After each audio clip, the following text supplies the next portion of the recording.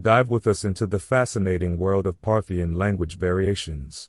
We illuminate how modern linguistics, contemporary Pahlēwāni variations, Parthian literature, and narrative help us understand the complexity and richness of this ancient language, but also how political forces and current political patterns can influence the understanding and research of the Parthian language. For Parthian language variations, we have modern linguistics, contemporary Pahlēwāni variations, Parthian literature, and the narrative at our disposal today.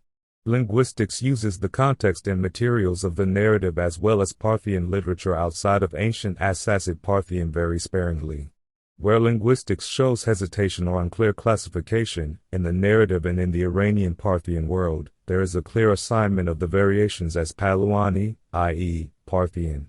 Therefore, it is a question of knowledge about Parthian, in terms of their traditional traditions and works, which can indeed be found in Iran. For there are rich and strong sources with Arsacid and Manichaean literature and antiquity, later with the Pahlaviyat and the still existing Pahlēwāni variants from Zazaki in the west to Semnani in the east. As described in the book Parthavname, we have knowledge through the rich narrative about Mithraism to Parthian lifestyle, culture, essence, and geography at our disposal. For the understanding of Parthian today is displaced by political forces, language scholars also base their research on current political patterns.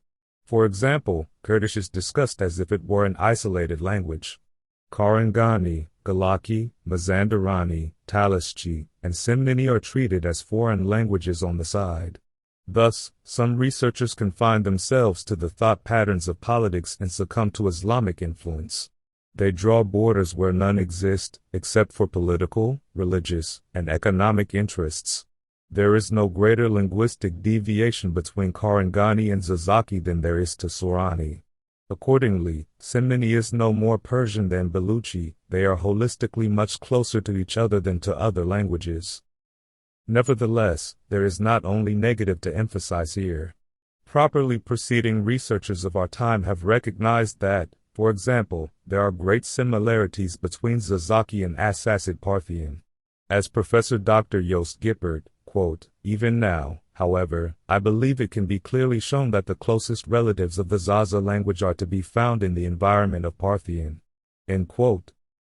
Professor Geo Weidengren writes in his book Iranian-Semitic Cultural Encounter in Parthian Times on page 38, quote, "In media, later Parthian for Parthia, people spoke Parthian and wrote in Parthian."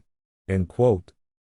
Other researchers like Mehrdad-Azadi also emphasize that the designation Pahlēwāni is historically documented in the Iranian tradition. In a letter to Professor Henner Beichler, Professor Mehrdad-Azadi writes, quote, "In my classification, I called them, the dialects, the Kormansky group and the Pahlēwāni group. The term Pahlēwāni is neither new nor is it my invention. Most Western scholars, unaware of the writings of Zakaria Kasvini, especially the work Al-Mutskum, would miss this point. The work has not been translated into Western languages. The strong work Al-Mutskum deals with the existing dialects of the Pahlēwāni group, such as Horami, Gorani, and Demili Zazaki in their literature from 8 centuries ago. At no point are they called Caspian dialects, but simply Pahlēwāni. Other medieval Iranian writers and poets, such as Fridolsi, also call this language Pahlēwāni. And Pala, where the language is attributed, is the area between Hamadan, Loristan, and Sharzur, exactly where the remnants of the language are to be found, apart from Demili Zazaki." End quote. In our journey today through the history of the Parthian language, we have seen that despite the challenges and changes that time brings, there are important similarities and connections that help us better understand the Parthian language and culture. At the same time, we have also discovered how political and religious borders can affect the research and understanding of this ancient language. But despite all the obstacles, there are still researchers and scholars dedicated to the task of preserving and researching the Parthian language and culture for future generations. With that, we conclude our chapter today, but the journey through the history of the Parthians and their language continues. Stay tuned.